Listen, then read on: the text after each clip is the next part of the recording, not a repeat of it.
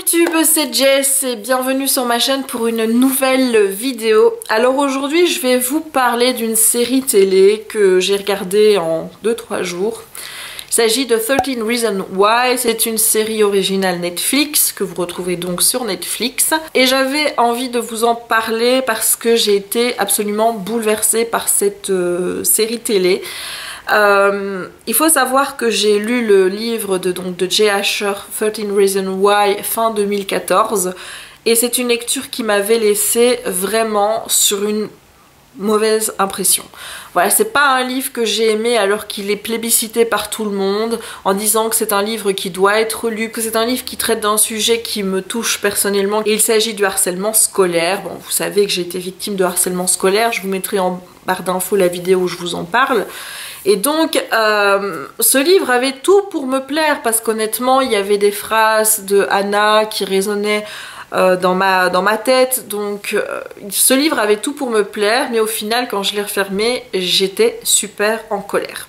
Donc, je vais vous faire un bref résumé, puisque de toute façon, le résumé du livre correspond au résumé de la série. Donc, voilà, on fait d'une pierre deux coups. Donc, on va suivre Clay Jensen, qui va recevoir chez lui une série de cassettes audio. Et ces cassettes audio contiennent les 13 raisons pourquoi Anna Baker, une de ses amies qui était avec lui à l'école, s'est suicidée. Donc il va recevoir ces cassettes et dès la première cassette, il va dire Anna précise bien: si vous recevez ce paquet, eh bien c'est que vous êtes l'une de ces raisons pour lesquelles je suis arrivée à faire ce que j'ai fait. Alors Clay est tout étonné parce que bon, il se dit mais pourquoi, qu'est-ce que j'ai fait? Enfin bref, ça j'y reviendrai plus tard.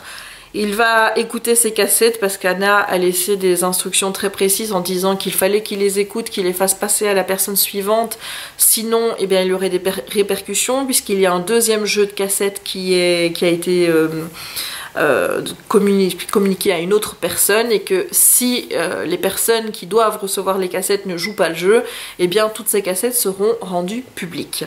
Voilà, donc il va écouter les raisons pour lesquelles Anna s'est suicidée, et donc moi, quand j'ai lu ce bouquin, j'ai été mais alors hyper en colère. Et hyper en colère contre Anna. Alors je vais vous expliquer pourquoi je n'ai pas aimé le livre, et ensuite on parlera de la série télé. Les reproches que j'avais fait au livre, déjà la première, c'était qu'on n'avait que le point de vue de Clay. Il y a quand même 12 autres personnes qui sont concernées, ou 11, parce qu'il y en a un qui revient 2 fois. Mais il y a quand même 11 autres personnes qui sont concernées, et ces personnes-là, eh bien, on ne voit absolument rien de leur réaction par rapport à ces cassettes, par rapport à leur ressenti, rien. Il y a pas un mot. Je rappelle que j'ai lu le livre en 2014, donc ça remonte, mais je ne me souviens pas avoir eu des discussions entre Clay et ces personnes-là. Enfin voilà, c'est vraiment un huis clos entre Clay et Anna en fait. Donc ça c'est la première chose qui m'a dérangée, c'est d'avoir uniquement le point de vue de Clay et pas le point de vue des autres. Et ce qui m'a aussi beaucoup dérangée, c'est que j'avais trouvé que le fait pour Anna de faire porter le chapeau de son suicide sur d'autres personnes en les nommant et en disant voilà c'est de votre faute si j'ai fait ça, c'était un petit peu aller trop loin, parce que pour moi le suicide reste un choix personnel, enfin c'est un choix qu'on pose, et on ne peut pas dire aux autres vous êtes responsable de ce choix. C'est moi qui décide de me suicider, c'est pas vous qui décidez de me suicider. Enfin, vous voyez ce que je veux dire. Donc ça m'avait fortement dérangé qu'elle fasse porter le poids de son suicide sur des ados. Surtout que, bon, il y a des raisons dans ces 13 raisons où clairement vous vous dites, bah oui, c'est grave ce qui s'est passé. Ça méritait d'ailleurs d'être pénalement sanctionné, mais il y a des raisons, vous dites, on ne peut pas non plus dire qu'on peut se suicider pour ça. Alors vous allez dire, c'est une accumulation de tout, mais vous prenez en attendant 12 personnes et vous leur dites, vous êtes une raison pour laquelle je me suis suicidée. Dans la perspective de la personne, c'est de dire elle s'est tuée à cause de moi. Elle va pas se dire elle s'est tuée en partie à cause de moi. Non, elle va prendre le truc pour elle. Et j'avais trouvé eh bien, que faire porter la responsabilité d'un suicide sur des ados, eh bien c'était dégueulasse. Parce que elle leur donne pas le droit de réponse alors qu'elle aurait pu aller les trouver et prendre d'autres mesures. Hein. Je veux dire, regardez, moi j'ai été victime de harcèlement scolaire, je me suis pas suicidée pour autant. Voilà, même si c'est vrai qu'à un moment donné, j'y pensais, c'est vrai, je me suis dit, tiens, si je faisais ça, et si j'étais à l'hôpital, parce que dans ma perspective, c'était que je ne mourrais pas, hein, c'était que j'étais à l'hôpital, mais est-ce que ça changerait quelque chose pour mes harceleurs? Est-ce que ça leur ferait prendre conscience de la manière dont ils se comportent avec moi? Donc clairement, je pense que toute victime de harcèlement scolaire, à un moment donné, a envie que ça s'arrête et pense au suicide, mais il y a toujours d'autres solutions. Alors je dis pas que ma manière de gérer les choses a été mieux, parce que moi aussi pendant des années j'en ai voulu à mes harceleurs, j'ai eu beaucoup de colère, beaucoup de rancœur, et tout ça est resté en moi. Pour finir, paf, ça m'a explosé en pleine figure quand j'ai eu au début de ma trentaine, où tout m'est revenu, où vraiment à ce moment-là j'ai eu besoin d'en parler. Je vous ai fait des vidéos à ce sujet, j'ai fait un article de blog d'ailleurs. Et je me suis rendu compte qu'en fait, tout ce qui s'était passé à cette époque-là, j'avais gardé toute cette rancœur, toute cette haine, et que tout était encore là. Et ce bouquin m'a fait prendre conscience que je ne pouvais pas dire à mes harceleurs aujourd'hui, vous êtes responsable du mal-être que j'ai encore à l'heure actuelle, parce que finalement, c'est moi. C'est moi qui ai décidé de réagir comme ça, c'est moi qui ai décidé de ne pas prendre les devants, plutôt à aller consulter quelqu'un pour essayer d'exorciser tout ce mal. Ce livre a quand même eu des bonnes répercussions parce que j'ai pris mon courage à deux mains et je suis allée voir un de mes harceleurs après avoir lu le bouquin parce que j'avais envie d'éclaircir les choses avec lui, et c'est vrai que ça m'a fait du bien d'en parler parce que au départ j'ai cru qu'il allait se moquer de moi, qu'il allait me dire mais t'es encore une gamine de penser à ça autant d'années après, alors que ça n'a pas du tout été sa réaction. Au contraire, il m'a expliqué que j'avais rien fait de mal, que c'était lui qui avait été con à l'époque. Enfin voilà, on a eu cette discussion qui moi m'a permis de relativiser les choses, et surtout d'arrêter de penser que j'étais responsable de ce qui m'était arrivé pendant cette période. Donc le livre a eu du bon. Il a eu du bon sur moi parce qu'il m'a fait prendre conscience de certaines choses, et surtout m'a fait prendre conscience que je ne pouvais pas mettre la responsabilité sur mes harceleurs des décisions, des choix que j'avais faits, et que je ne pouvais pas non plus dire aujourd'hui et me réfugier derrière ça en disant oui mais vous savez, si je me comporte comme ça c'est parce que j'ai été harcelée il y a quelques années, et voilà. À un moment donné il faut arrêter de se victimiser, il faut se battre, il faut aller de l'avant, et moi c'est la leçon que j'ai retenue de ce livre. Et donc j'ai trouvé qu'on victimisait un petit peu trop Anna, et je pense que le message de Jay Asher dans le bouquin était avant tout de dire que des petits mots, des petites choses qu'on fait, des comportements qu'on a qui sont comme ça a l'air de rien, mais que si ça s'accumule et que à un moment donné ça devient trop gros, lancer des rumeurs, mettre du slut shaming sur une personne, parce que c'est ce qui va arriver à Anna en grosse partie, et bien qu'à un moment donné la personne peut ne pas gérer et on peut arriver à des situations où des ados se suicident. Donc je pense que le but du bouquin, c'était de mettre l'accent sur le fait que le harcèlement pouvait être dangereux dans la mesure où il pouvait mener au suicide. Mais voilà, moi j'ai pas du tout perçu le message comme ça, c'est pas comme ça que moi, il m'a été délivré quand j'ai lu le roman. Pour moi, on victimisait trop Anna et on disait clairement, elle s'est suicidée, c'est de leur faute, point barre, voilà. Alors que non, au final, le suicide c'est le choix d'Anna, c'est pas le choix de ses harceleurs. Pour moi il y a toujours une autre manière de voir les choses, et que le suicide c'est pas la solution. Donc voilà, je trouvais qu'on victimisait trop Anna, et c'est ça qui m'a déplu dans le roman.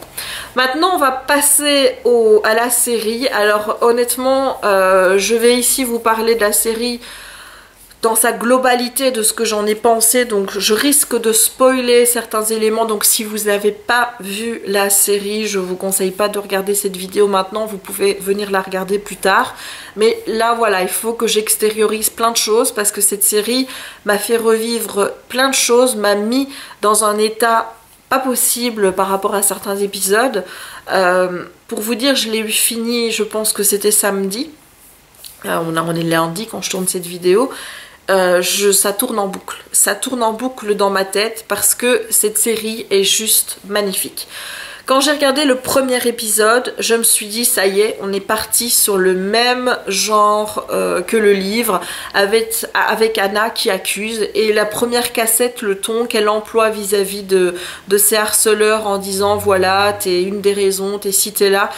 Je sentais déjà la colère qui montait, j'avais posté un statut en disant mais non, ça va pas recommencer, on va pas repartir sur ce schéma-là parce que je sens que je vais m'énerver si on continue à victimiser Anna au point de dire que c'est de la faute des autres si elle s'est suicidée, que si, que là. Non, c'est son choix personnel. Pour moi, ça c'est quelque chose c'est une chose que je maintiens, voilà, je ne prends pas le parti des harceleurs quand je vous dis ça. En étant anciennement victime de harcèlement, je ne peux pas prendre le parti des harceleurs, mais je ne peux pas laisser dire que voilà, c'est de la faute. Ah non, c'est un choix personnel, il y a toujours d'autres choix, on a toujours le choix de nos actions, et je trouve que c'est un petit peu facile de dire c'est la faute à.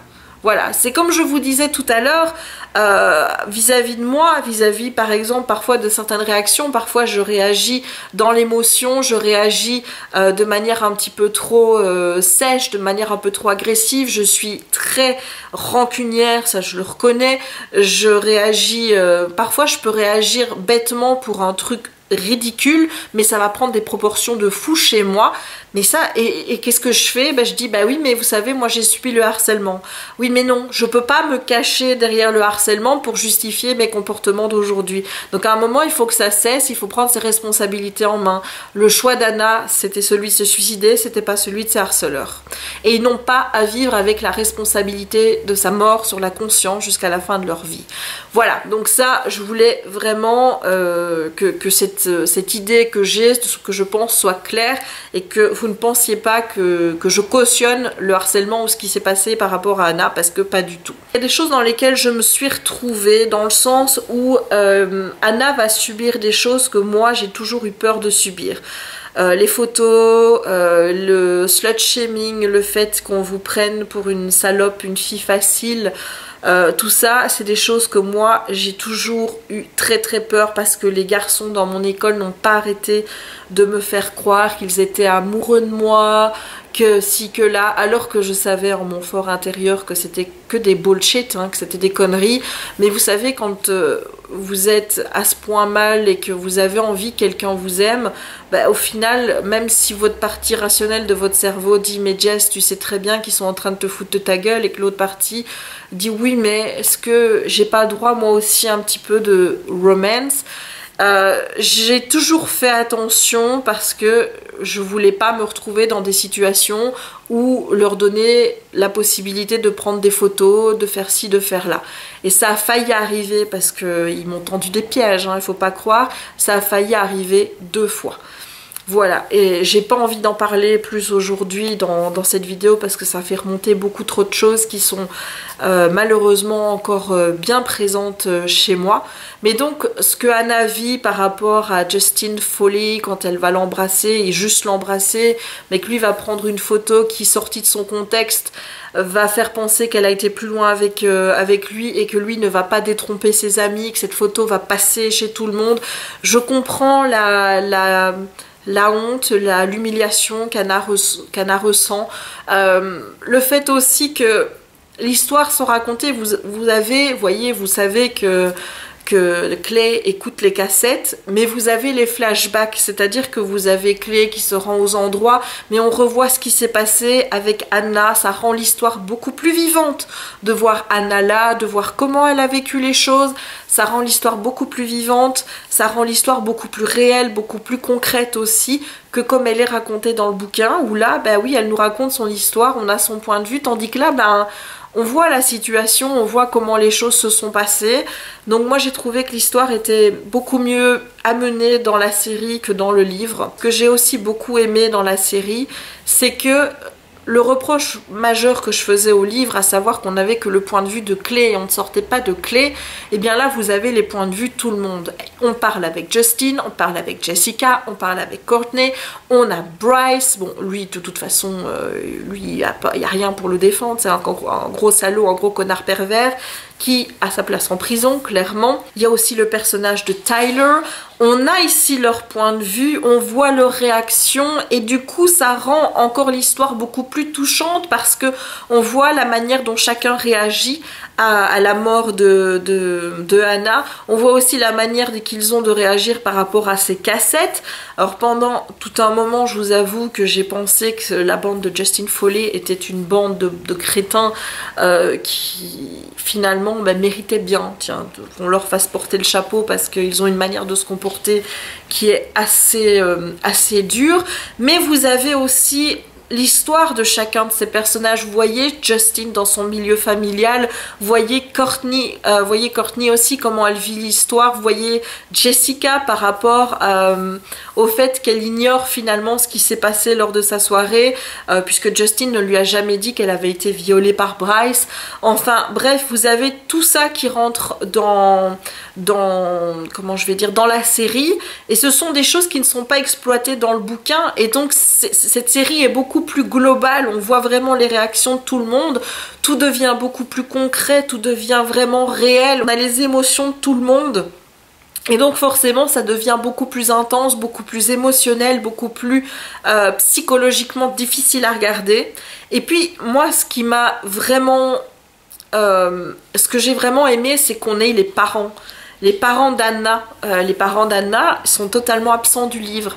Là, ils jouent un rôle et un rôle actif. On va vachement plus loin dans l'histoire en parlant de procès. La maman de Hannah, qui est jouée par Kate Walsh, qui était donc ma petite Addison dans Grey's Anatomy et Private Practice, une actrice que j'adore.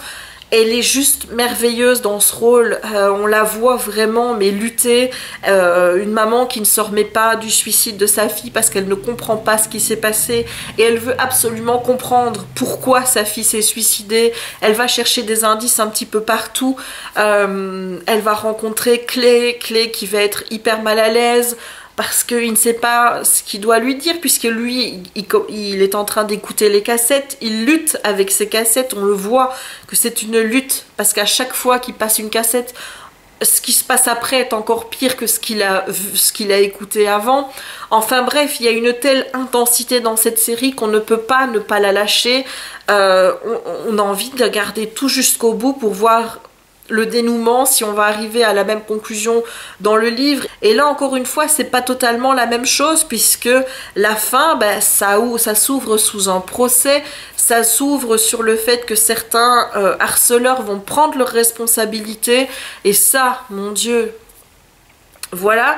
Il y a cette histoire avec Jeff, j'ai compris assez tard, je dois dire, dans la série, parce que je cherchais un petit peu à savoir quel était l'élève qui était décédé lors de l'accident de la route suite au fait que Sherry avait heurté le panneau stop. Et un moment j'ai compris, je me dis mais oui, mais Jeff on le voit plus dans le présent, on le voit que dans les flashbacks.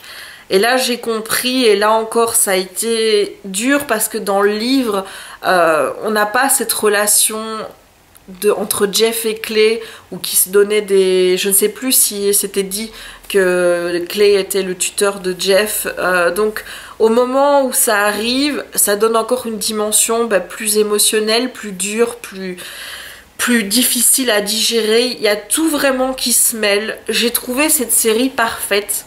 J'ai trouvé le jeu des acteurs parfait. Clay, il n'y a rien à dire. Les autres acteurs, il n'y a rien à dire. J'ai regardé aussi le reportage, parce qu'il y a un reportage qui s'appelle Beyond 13 Reasons Why, qui est disponible également sur Netflix et qui vous est proposé directement une fois que vous avez fini l'épisode 13, où les producteurs de la série ou les acteurs vont vous parler de la manière dont ils ont abordé le rôle. Et j'ai trouvé ce reportage hyper intéressant. Et j'ai trouvé que comment je vais dire, la série abordait en fait le harcèlement sous tous ces angles. Vous avez des choses que Clay va faire qui, moi, je n'approuve pas. Par exemple, avec Tyler, quand il va prendre une photo de lui chez lui quand il est nu et qu'il va la envoyer à tout le monde, ben non, je suis pas d'accord avec ça parce que le gars, il en bave déjà. Il a expliqué pourquoi il avait réagi comme ça avec Anna, pourquoi il avait diffusé une photo d'elle et de Courtney, pourquoi il la suivait. Ça justifie rien, hein. Je dis, mais au moins ça permet de comprendre comment le gars réagit, pourquoi il a fait ça. Et forcément, le fait que Clay fasse ça, j'ai pas apprécié parce que c'est encore une fois, c'est combattre le harcèlement par le harcèlement et on tourne en rond. Et donc, Tyler est un garçon qui se sent déjà mal dans sa peau. Quand vous voyez à la fin qu'il a des armes dans sa chambre, vous savez qu'il peut très bien, à un moment donné, faire péter l'école en disant, en faisant un massacre comme ça arrive encore aux États-Unis assez régulièrement. Ben vous vous dites, c'est aussi un ado qui souffre, c'est un ado qui souffre du harcèlement parce que tout le monde à l'école le charrie, il va même le dire lui-même, il va participer à ce harcèlement vis-à-vis d'Anna, mais lui était amoureux d'elle et finalement il a divulgué la photo parce que elle lui a répondu quand il lui a demandé pour sortir avec elle, elle lui a fait non. En même temps, excuse-moi, mais le gars c'est un stalker, il la suit jusque chez elle, il prend des photos devant sa fenêtre et il croit qu'elle va lui dire oui, mais parce que il a mal pris, paf, hop, il balance ça. C'est pas correct, on est bien d'accord, c'est pas ce qu'il faut faire, c'est dégueulasse, mais faire ce que Clay a fait, c'est dégueulasse. Et là on a le personnage de Tony qui lui fait remarquer et à chaque fois Tony intervient pour justement remettre les choses en ordre. Et ce que j'ai aimé dans cette série, c'est que là justement la question est posée. La question est posée de dire oui, il y en a qui doivent payer pour ce qu'ils ont fait à Anna. Et la question est de dire oui mais non, c'est son choix. Et c'est ça que j'ai beaucoup aimé dans cette série, c'est que à plusieurs reprises on insiste sur le fait que c'est le choix d'Anna de se suicider et que donc il faut prendre ça en considération et qu'on ne peut pas non plus faire porter la responsabilité sur des ados. Voilà, quand vous prenez les premiers actes qu'elle reproche, Justin Foley ou Alex, par exemple, le personnage d'Alex, Alex, même si ce qu'il a fait est pas correct en faisant cette liste, en opposant Jessica et Anna en disant que Anna avait le plus beau cul et que Jessica le plus moche, c'est encore une fois, c'est de l'humiliation, on prend les filles pour des objets, on se rend pas compte à quel point ça peut être blessant, même d'être sur la liste du bon côté, on va dire. Même ça, Clay ne le comprend pas au début, pour lui c'est un complément de dire t'as un beau cul. Il veut pas comprendre pourquoi ça a pu être à ce point quelque chose qui a affecté Anna, et c'est des choses que j'ai aimé parce que tout ça ouvre à la discussion et je trouve que c'est une série qui devrait être diffusée dans les écoles justement pour ouvrir la discussion avec les élèves sur le fait de dire à une fille t'as un beau cul, c'est pas un compliment. C'est quelque chose qui va objectiver la fille et qui va qui va permettre en fait aux autres de pouvoir la mater, de pouvoir de faire d'elle un objet et plus un être humain. Elle est juste résumée à un beau cul. Et ça, au début, même Clay le comprend pas. Il comprend pas que ça puisse avoir gêné Anna à ce point. Maintenant il y a l'épisode avec Jessica, là je pense qu'elle s'en est aussi beaucoup voulu quand Jessica s'est fait violer par Bryce de pas être intervenue, mais là encore une fois il faut se poser la question, moi placée dans la même circonstance, qu'est-ce que j'aurais fait? Parce que Bryce c'est un gars quand même, hein. Je sais pas si vous voyez le mec, mais il est costaud, etc. Vous avez vu comment il a remballé Justin au moment où il a dit non, non, non, non, non. Enfin, c'est le gars qui est riche, qui a l'impression que tout ce qu'il fait, il peut le faire, voilà, il n'y aura pas de conséquences, il a le droit de tout faire, de coucher avec une fille qui est saoule et qui dort, pour lui c'est normal, c'est pas un viol, de faire ce qu'il a fait à Anna, c'est pas un viol parce qu'elle a pas dit non, à aucun moment elle lui a dit arrête, elle lui a dit à plusieurs fois j'ai envie de rentrer chez moi, je vais y aller, non, il l'a quand même forcé, enfin il y a quand même des marques sur le dos d'Anna qui prouvent qu'elle a été tenue avec violence, mais parce que lui elle a pas dit techniquement non, et bien ça veut dire qu'elle était d'accord. Et je voulais surtout revenir sur cette scène de viol qui moi m'a beaucoup touchée, parce que dans la série ne nous épargne rien. Elle ne nous épargne pas le viol de Jessica, elle ne nous épargne pas le viol d'Anna. Mais le viol d'Anna, ça a été assez violent. C'est la manière dont ça a été filmé par rapport au regard d'Anna. On voyait bien qu'à ce moment-là, elle était vide. Qu'elle n'attendait plus rien, qu'elle se laissait faire parce que pour elle, il n'y avait pas d'autre choix. Alors qu'elle avait dit non. Enfin, elle avait dit non, elle avait clairement précisé « je vais rentrer ». On voyait bien qu'elle n'en avait pas envie et il l'a forcée. Et là, pour elle, dans ses yeux, on voit que elle est éteinte. Et moi, ça m'a fortement touchée parce que de voir à ce point que dans ses yeux, c'était le néant. Il n'y avait plus rien. Et surtout, cette manière dont quand elle rentre chez elle, où on voit qu'elle est totalement vidée et qu'elle se dit quand même, je vais quand même laisser quand même une chance à la vie, je vais aller demander de l'aide. Mais ça, j'y reviendrai après. Et puis vous avez... dans le livre, cette scène n'est pas aussi claire. Il faut savoir que j'ai été la relire parce que je me suis vraiment demandé s'il y avait cette scène de viol dans le livre. Parce que dans le livre, c'est la manière dont elle le raconte, c'est... je me suis laissée faire en fait. Voilà, quand il a commencé à me toucher, j'ai pas bougé, j'ai pas réagi. Pourtant, il a vu qu'il y avait des larmes qui coulaient sur mon visage, mais j'ai rien dit. Voilà, et moi je l'ai vu comme une scène où, au point où elle en est, elle en a plus rien à foutre de tout. Et, mais j'avais, dans moi, dans le comment je vais dire, dans le livre en tel quel, je n'aurais pas qualifié ça de viol. Alors que si finalement, parce qu'elle pleure, elle montre clairement qu'elle n'a pas envie, et tout ce qu'il lui dit c'est relaxe-toi, alors qu'un garçon qui tient à elle, quelqu'un qui non normal, en voyant quelqu'un pleurer, lui aurait dit tu ne veux pas, bon ben on arrête là, il n'y a pas de problème. Non, lui il continue, donc clairement c'est une scène de viol. Ce n'est pas explicite parce qu'à aucun moment elle ne va parler, elle va le laisser faire. Du début jusqu'à la fin, elle va juste pleurer. Alors que dans de la série, la scène de viol est mise en scène de telle sorte que là, on ne peut pas douter à une seule seconde qu'elle s'est fait violer. Et c'est très très très fort de la manière dont c'est fait. Ça a été un épisode très fort. De même que l'épisode de Clay, qui était juste celui avant, a été un épisode qui était très fort parce que moi je savais pourquoi il était dans ces... comment je vais dire, dans ses cassettes. Finalement, elle avait envie de lui dire, voilà, t'as été le seul garçon correct avec moi, t'as été gentil, et là aussi, elle ne va lui faire que des compliments, mais le reproche qu'on peut faire à Clay, c'est, ben oui, t'étais timide, t'as pas osé à aucun moment lui dire que tu étais amoureux d'elle. Peut-être que si tu lui avais dit que tu étais amoureux d'elle, elle n'aurait pas pris le choix de se suicider. Enfin, en même temps, je me dis, avec des si, on peut refaire un monde, vous voyez. Et donc, forcément, il y a aussi la scène chez Jessica où là, ça va un petit peu plus loin, puis elle va lui dire d'arrêter, puis elle va lui dire de foutre le camp, de dégager. Est-ce qu'il aurait dû rester dans la pièce alors que clairement, elle lui a dit « je veux que tu t'en ailles ». Enfin... c'est difficile, mais moi je ne peux pas reprocher à Clay ce qui s'est passé, et moi je trouve assez dur que ce soit dans la série ou d'ailleurs dans le livre, que lui se retrouve mêlé à ses cassettes. Il doit quand même attendre la cassette, enfin le 11 pour qu'on parle de lui. Je sais plus si c'est plutôt dans le livre ou pas, mais pendant une partie, il va se dire mais qu'est-ce que j'ai fait?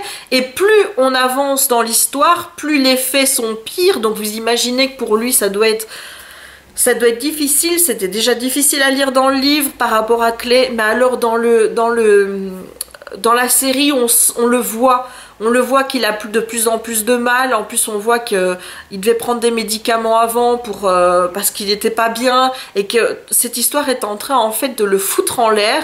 On voit qu'à chaque fois qu'il écoute une cassette, il est de moins en moins bien dans sa peau, qu'il prend des décisions qui sont de plus en plus irrationnelles. Il a en plus des hallucinations. Enfin, le personnage de Clay dans la série perd complètement la boule par rapport à ce qu'il entend. Et qui ne le ferait pas? Quel ado ne le ferait pas en entendant tout ça? Et puis après, ben, vous avez cette dernière cassette avec le conseiller.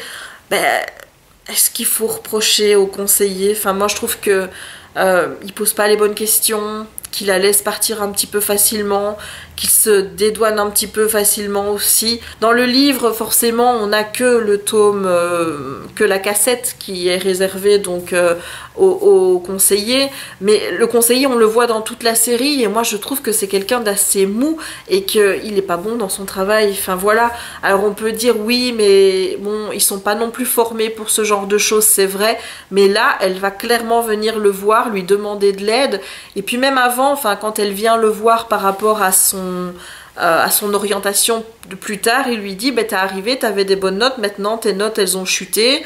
Il lui demande même pas pourquoi, enfin je sais pas, mais à un moment donné, quand on voit qu'une bonne élève a des bonnes notes au début de l'année puis que ça chute en cours, on essaye de savoir pourquoi. On lui dit pas, ah oui mais écoute, si tu veux avoir une bonne école, il va falloir que ça remonte avant la fin de l'année. Enfin à un moment, il faut être un petit peu plus diplomate, il faut essayer de comprendre les choses et comprendre pourquoi ses notes baissent. À aucun moment il va lui poser la question à ce moment-là de savoir s'il y a un problème dans sa vie qui entraîne cette chute de notes. Et donc voilà, enfin le conseiller pour moi c'est un mauvais conseiller, il est pas très bon, et ça m'étonne pas qu'il ait peur à un moment donné qu'on lui retire son boulot, parce que il y avait tellement de choses qu'il pouvait faire pour éviter ça. Surtout au moment où elle est venue le voir, au moment où elle a dit qu'elle se sentait vide, ce sont quand même des paroles très fortes quand un ado vous dit, ou quelqu'un vous dit, il n'y a plus rien qui me retient, il n'y a plus rien qui m'intéresse, les autres je m'en fous, mes parents je m'en fous. Il y a quand même de quoi alerter, et à aucun moment il va alerter les parents, à aucun moment il va alerter une autorité qui est plus à même de prendre le problème en charge que lui ne l'est. Non, il ne fait rien. Et là, c'est un adulte, et c'est quand même son boulot en tant que conseiller de remarquer ce genre de choses, et c'est là qu'on voit que dans les écoles, il y a encore beaucoup de chemin à faire, justement pour cette prise en charge des ados qui sont mal dans leur peau, des ados qui sont harcelés. Et moi, je veux pas blâmer l'école, enfin, si d'une certaine façon, mais d'un autre côté, je trouve que à un moment donné, il faut aussi se rendre compte qu'il faut que le législateur prenne les devants, qu'il y ait des lois qui soient mises en place, des lois contre le harcèlement scolaire. Il y a des lois contre le harcèlement au travail, il y a des lois contre le harcèlement sexuel.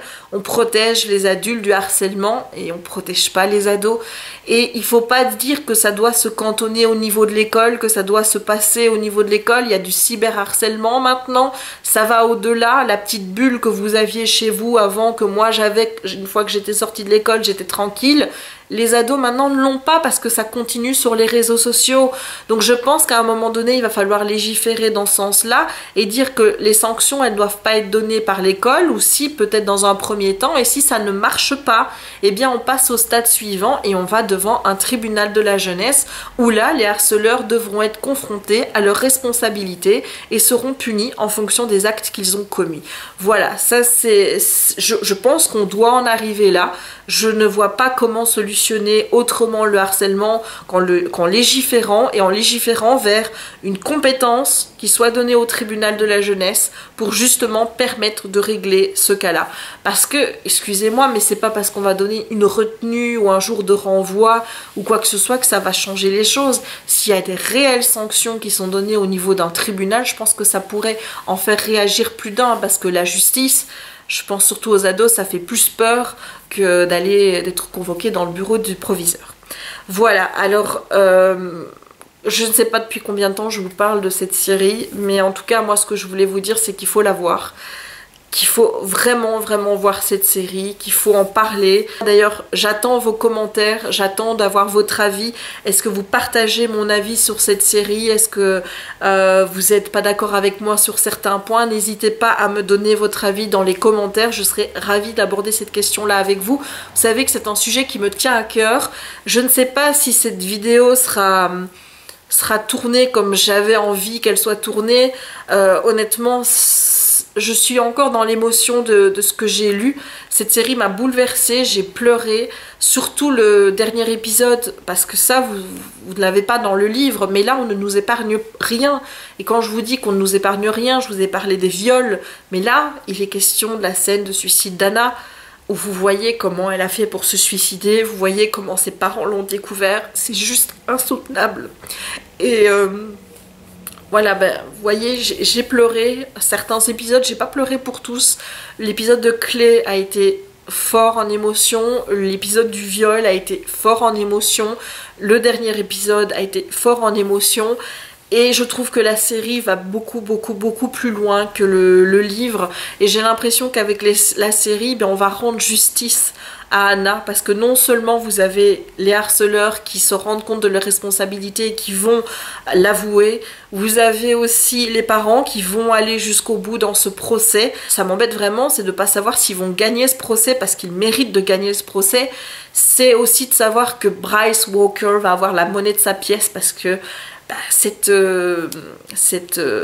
deuxième face qui était vide après la 13e cassette d'Anna, enfin c'est pas la 13e cassette, c'est la 13e face, et bien maintenant là, il y a une face B sur cette cassette où il y a les confessions de Bryce par rapport au viol d'Anna. Et je me dis, voilà, il aura peut-être enfin la monnaie de sa pièce. Je pense pas qu'il y aura une saison 2, et honnêtement, j'en vois pas l'intérêt. Si c'est pour raconter le procès, ça peut pas non plus durer. On peut pas refaire les flashbacks, on peut pas... Comment je veux dire, on peut pas faire une saison 2 dans cette série, c'est pas possible. Mais moi, tout ce que j'espère, c'est, au vu de ce que j'ai vu de la fin, eh bien je me dis, ben oui, il y aura peut-être une justice pour Anna qui sera rendue. J'ai quitté la série sur une note beaucoup plus positive que j'ai quitté le livre, où là j'étais très en colère parce que je trouve que le job du livre... Ben, il est raté. Si l'auteur voulait mettre l'accent sur le fait que le harcèlement peut mener au suicide, moi j'ai trouvé qu'on victimisait beaucoup trop la victime et qu'on mettait pas assez l'accent sur le fait que c'était un choix qu'elle avait fait et qu'il y avait d'autres solutions, alors que la série le fait. Voilà, la série met l'accent sur le fait que le harcèlement peut mener au suicide et que c'est important qu'il y ait de la prévention et c'est important que les jeunes se rendent compte de ça. Mais voilà, il y a ce côté victimisant qui est moins mis en avant. Et surtout, on voit qu'Anna, à certains moments, aurait pu réagir différemment. Et que, oui, elle a aussi d'un côté laissé tomber Jessica quand elle s'est fait violer. Et que, voilà, mais tout n'est pas noir ou blanc. Et la série est juste parfaite. Voilà, donc j'espère que cette review en tout cas vous aura plu. Je suis désolée si je me suis étendue, mais j'avais beaucoup de choses à dire. Je pense que j'aurai encore beaucoup de choses à dire, mais j'attends de pouvoir en discuter avec vous dans les commentaires. N'hésitez pas à commenter si vous avez regardé la série, n'hésitez pas à me donner votre avis. Votre avis m'importe vraiment beaucoup pour cette vidéo. J'ai vraiment envie d'échanger avec vous, de savoir si vous partagez mon avis ou pas. Donc n'hésitez pas. N'hésitez pas non plus à laisser un petit pouce en l'air si vous avez aimé la vidéo. N'hésitez pas à vous abonner si ce n'est pas encore fait et n'hésitez pas à me suivre sur les réseaux sociaux, donc sur ma page Facebook, sur Twitter et sur Instagram. Voilà, et bien j'en termine avec cette vidéo qui est assez éprouvante en fait, parce que je vous dis tout est encore à chaud, mais j'espère qu'elle vous aura plu et il ne me reste plus qu'à vous souhaiter une bonne journée, une bonne soirée, de belles lectures et à vous dire à très vite pour de prochaines vidéos. Ciao!